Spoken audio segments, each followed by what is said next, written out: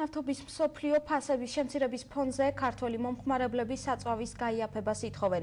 ნავთობიმპორტიორთა კავშირი ფასების მხოლოდ 3-დან 5 თეთრამდე გაიაფებას პროგნოზირებს, თუმცა როდის იქნება აღნიშნული ცვლილება სისრულეში მოყვანილი ჯერ ინფორმაცია არ ვრცელდება.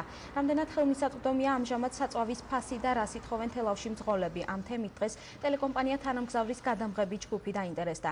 ქალაქში გამოკითხულთა უმრავლესობა ამჟამად არსებულ ნავთობის მაღალ ფასს აპროტესტებს, ადგილობრივების საწვავის ფასის კლებას მოითხოვენ და ამბობენ, რომ ის ლარნახევრამდე მაინც უნდა შემცირდეს.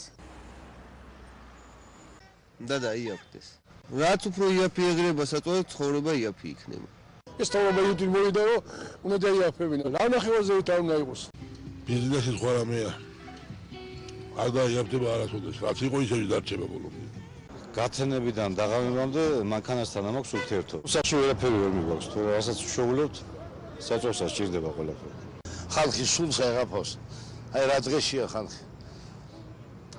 იძახდნენ რომ დააკლდება ფასები, მაგრამ მე ვატყობ რომ არაფერი შედეგი არ გამოუღია. უნდა დაიაფდეს, მაგრამ ძალიან ძვირია.